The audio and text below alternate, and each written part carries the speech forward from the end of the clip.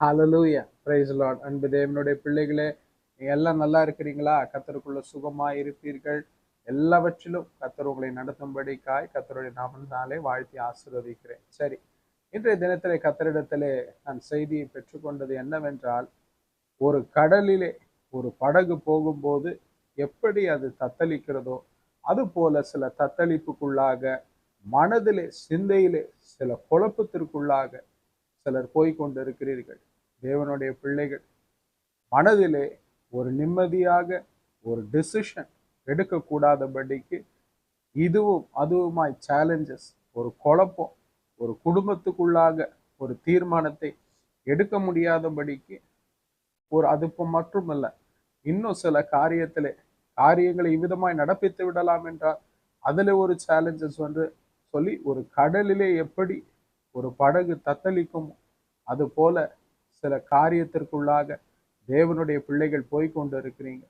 ஒருவேளை ஒரு particular education course எடுத்து நான் பண்ணலாம் அப்படின்னா அதுலயும் ஒரு ஸ்டெடியான ஒரு டெசிஷன் எடுக்க முடியாதபடிக்கு சில தேவனுடைய பிள்ளைகள் சில சூழ்நிலை அப்படிப்பட்ட ஒரு தத்தளிப்புக்குள்ளாக கடந்து போய் கொண்டிருக்கிறீர்கள். நான் எப்போதும் சொல்லுவது போல, தேவனுடைய பிள்ளைகளை, நீங்கள் ஒரு காரியத்திலே உங்களை சீர்தூக்கி பார்க்க வேண்டும். ஆண்டவருடைய காரியத்திலே நீங்கள் கருத்தாயிருக்கிறீங்களா? வேதத்தின் காரியத்திலே, ஜெபத்தின் காரியத்திலே நீங்கள் கருத்தாயிருக்கிறீங்களா? கர்த்தருக்கு கொடுக்க வேண்டிய நேரத்திலே நீங்கள் அந்த நேரத்தை கொடுக்கிறீங்களா? அதிகாலையில ஏஞ்ச உடனே நீங்க உங்களுடைய அச்சீவ்மெண்ட்ஸுக்கு நேராக ஓடாம, உங்களுடைய காரியங்களுக்கு நேராக ஓடாம, உங்க வியாபாரத்துக்கு நேராக ஓடாம, காலையில எழுந்து ஒரு 1/2 hour 45 minutes ஆண்டவருக்கு ஆராதனை செய்து நல்லபடியாய் அந்த நாளை வேதத்தின் வாக்கியங்களை அன்றைய தினம் மன்னாவை பெற்றுக்கொண்டு ஜெபத்தோடு ஆரம்பிக்கிறீங்களா?